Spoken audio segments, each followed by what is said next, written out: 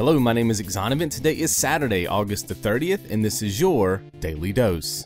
Alright, we got another fan question in, guys. This time it's from L1 Gaming, and he basically wants to know, do I still go hunting for video games? You know, do I still hit up the flea markets, the garage sales, Goodwills, and all that good stuff, you know, to basically fill out my retro collection, or am I done collecting retro games and now I'm only focused on current gen titles? This is actually a very good question. So some of you guys may know this if you watch this channel, but let me take you back. Let me take you back to the glory days of when I collected video games. So I used to work at a daycare, right? And I made a ton of money every week, and I still live with my parents.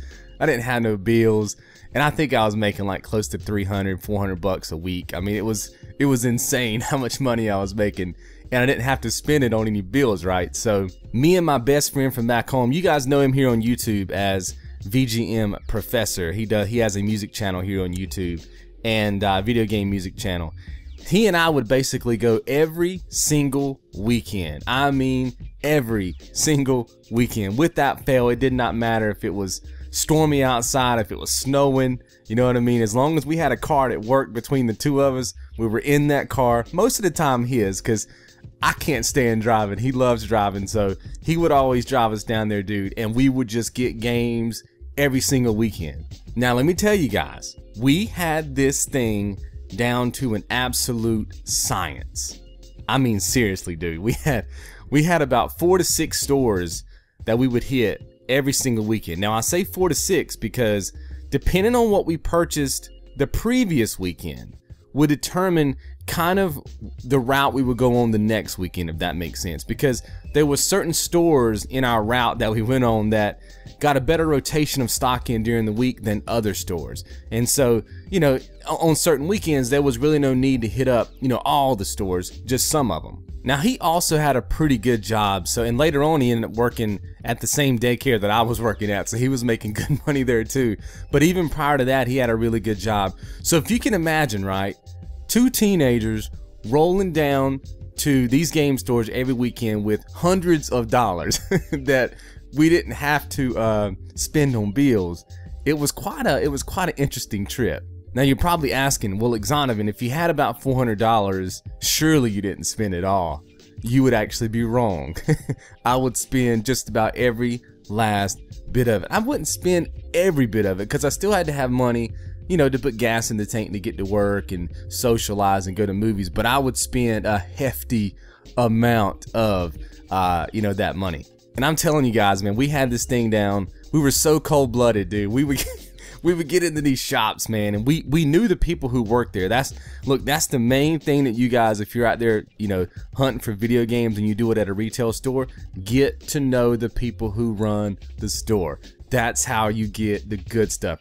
I mean, look, these stores were hours away from our home, right? It's not like we were like local to these shops. I mean, it got to the point where we could call these people, you know, we lived hours away. We could call these people on the phone and they would hold games for us, which if you've worked in retail before, you know that that is extremely rare and it hardly ever happens, right? But they would do it for us because they knew we had the cash, you know what I mean, to take care of their business day, because, you know, all these retail stores, they have to make quotas for the day. So me and him would roll in there and spend like, I don't know, 200, 300, 400 bucks sometimes, which for some of these stores, you know, that's a good portion of their business day done with just 2 people. Oh man, it was so cool too, man. We would get in there and we would go straight to the high dollar cabinet. Like all these different stores would have, like, you know, the stuff they'd put out in the store for the regular shoppers, and then they'd have those, you know, hard to find games, those rare games. They would always be in the back, baby. They'd be in the glass cabinet. They'd be locked away in some drawer. And every time we walked in, man, I kid you not, I know that VGM Professor is gonna watch this video. He watches all these shows. He'll comment below, he'll verify. We would walk in, dude, they would see us, even if they didn't know we were coming in. They would see us and they would, it was like rolling out the red carpet, man. They would just whoosh, right over there to us, and they would be telling us, oh, we got this rare game in, we got this rare game in, whatever, because they knew we were ready to just buy. Now this thing went on, we did this for years. I mean, at least 2 years, just spending $200, $300, $400 a weekend. I mean, it was absolutely insane. I would typically get between 4 and 6 games every weekend. And then my goal that week, you know, because I worked the daycare like, you know, 8 to 5 kind of deal. When I got home, it was games all night long. My goal was to complete all the games that I bought the previous weekend before the next weekend so that when I bought 4 to 6 more, boom, I could get home and beat those. And I was able to do that for quite some time. In fact, if I looked at my game collection right now, I would say that I've at least beat about 50% of everything that I own, and I own a lot. Now, to answer your question, do I still collect? I think the last time I collected was maybe about a year and a half ago, give or take. I actually went to a flea market and started a game store, believe it or not. I think I've told this before on another Daily Dose, but just in case, I actually started my own game store and actually called it Square One Games, believe it or not. And I did that for a weekend, and there was some stuff that went down at that flea market and I had to leave. But yeah, I was actually collecting. That's the last time I went out and tried to like hunt some stuff down, because obviously I'm trying to, you know, sell stuff, so I'm trying to find it as cheap as I can. The last time I collected anything was at a Goodwill. I actually went to a Goodwill and I found a Nintendo 64 in the box, baby. All the cords, all the cables, controller was clean for $5 freaking, son. You guys know I snatched that up, son. And believe it or not, I'm looking at it right here. It's to the right now at the bottom of my bookshelf is that same system. I never sold it at the store, still got it for 5 bones. So I don't do as much collecting now as I used to, and it's really sad. There's 2 reasons why I don't. You guys know I started my business, you know, 3 years ago, give or take. And, you know, because you're in business for yourself, you know, you kind of get into saving mode, you know what I mean? You just want to save for that rainy day when you don't get some clients, or somebody decides they're not going to pay, or something like that. You know, you got to have that money in the bank. But the second reason why is because, look, collecting games is no fun if you go by yourself. It's like going to a movie, right? By yourself. You can go, but it's just not as fun, right? Going out to eat by yourself, definitely not as fun as going out and eating, you know, with a friend or family member or something like that. And VGM Professor, he actually doesn't live near me anymore. We live about 6 hours away from each other. So, you know, it's just not the same, man. You know, that was an era in my life that I don't think it'll ever get back to that magnitude again, you know what I mean, where it was every weekend just plowing through cash, you know what I mean, getting games for days. I don't know if it'll ever get back to that point, but you know, it's about money and it's about hanging out with friends. That's really what it was about, you know, back then. You know, now I got bills and stuff like that, so not as much. I do feel like I have all of the retro games that I want to have, or at least a good portion of them.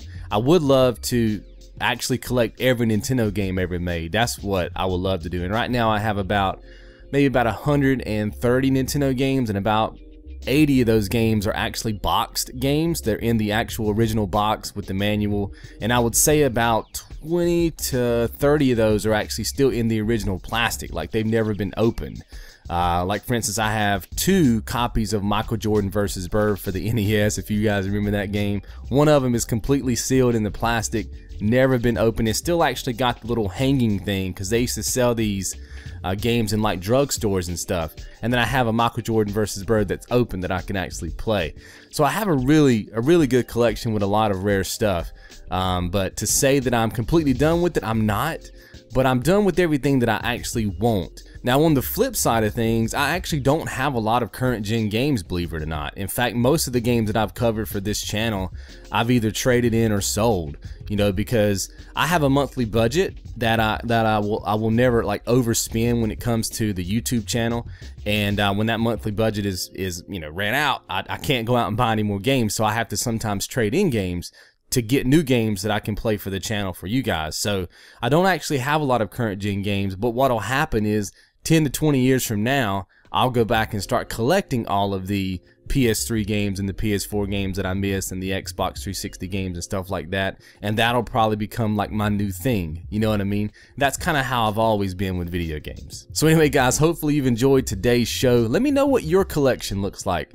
I can tell you right now that I have a spreadsheet for my collection that lists everything that I own, because I have insurance on my collection. And basically the value of my collection, like if somebody was to, like if I were to go out right now and try to buy everything that I have from a retail standpoint, I'd be spending well over $8,000 on my collection. It's that much stuff.